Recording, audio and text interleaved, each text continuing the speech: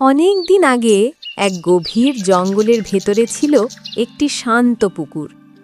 চারপাশে ঘন সবুজ গাছ, পাখির ডাক আর হালকা বাতাসে সবসময় যেন স্বর্গের মতো লাগত। সেই পুকুরে থাকত অনেক ছোট বড় মাছ।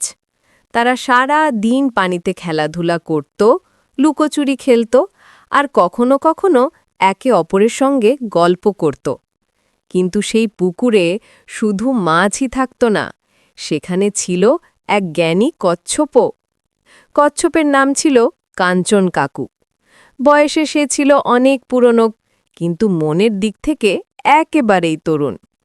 মাছগুলো তাকে খুব সম্মান করত, কারণ কচ্ছপ সব সময় নতুন নতুন গল্প বলতো আর অভিজ্ঞতা শেয়ার করত।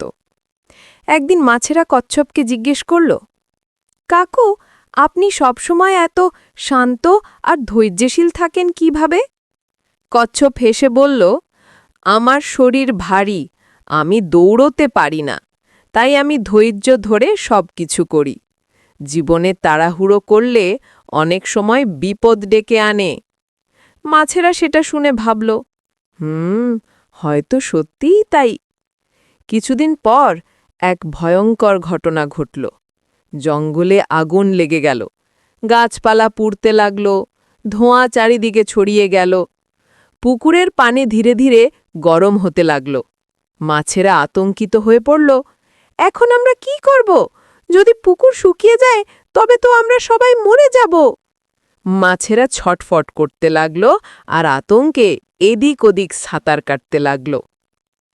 কিন্তু কচ্ছপ শান্ত গলায় বলল, শোনো, ভয় পেও না, আমি এই জঙ্গলে বহু বছর ধরে আছি।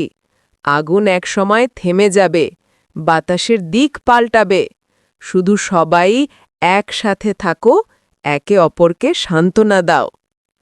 মাছেরা কচ্ছপের কথায় ভরসা রাখল। সবাই একসাথে গোল হয়ে পুকুরের মাঝখানে থাকল। কিছুক্ষণ পর সত্যিই বৃষ্টি নামল। ঝরঝর করে নামা বৃষ্টির পানিতে আগুন নিভে গেল। পুকুর ঠান্ডা হয়ে গেল আবার।